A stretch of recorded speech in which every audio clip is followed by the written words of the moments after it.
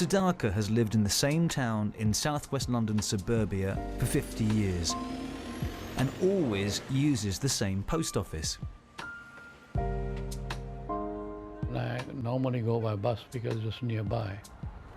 And I got off the bus, and instead of crossing the road, go to the post office, I started walking back and walked about 10 minutes. And I didn't know where I was. I don't know why I did it, but it's one of those things, I suppose. Has that ever happened before? No, this is the first time. And it was literally, you just didn't know where you were? No. This is my college in Pune, when I was there 50 to 54. Siddhartha is nearly 85 and moved from India to the UK in 1955.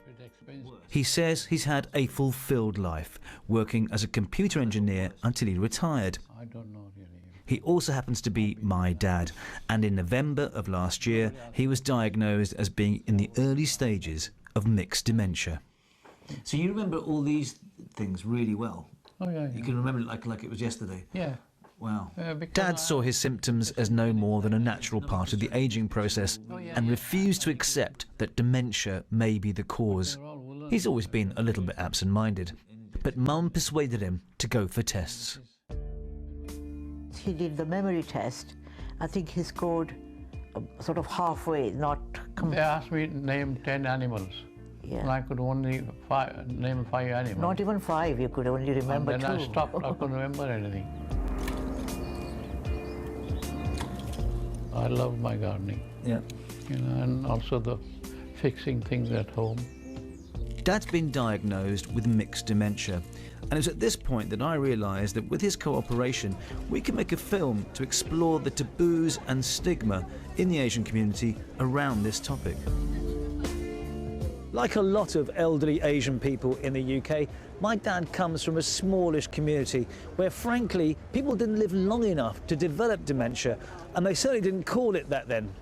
But the fact is, they reckon that in the next 20 or 30 years, the number of people from ethnic minorities in this country with this illness is going to explode by 7 times. Not only are these first-generation immigrants now hitting their 70s and 80s, but they're also believed to be at a higher risk of getting dementia. South Asian population, because there's potentially an increase in the numbers of people with conditions like diabetes, high blood pressure, strokes, this is linked with an increased risk of vascular types of dementia. So, how do I feel about this situation? Well, when I first found out about my dad and dementia, panic set in, and then I started worrying about my mum, who'd become the main carer. And then, in a sense, 2 more selfish feelings came to me as well. One was guilt, because I felt worried that I wouldn't be around enough for them. And secondly, is it going to happen to me? And the other side. Observe your tummy muscles working here. My dad's condition has spurred me on to find out more about this problem. So I've come to this community drop-in centre in West London, which twice a week encourages elderly ethnic minority people, mostly South Asian in this area, to come, socialise and use the facilities. Because this is all about prevention. Many of these people are living on their own now. Their families have flowed.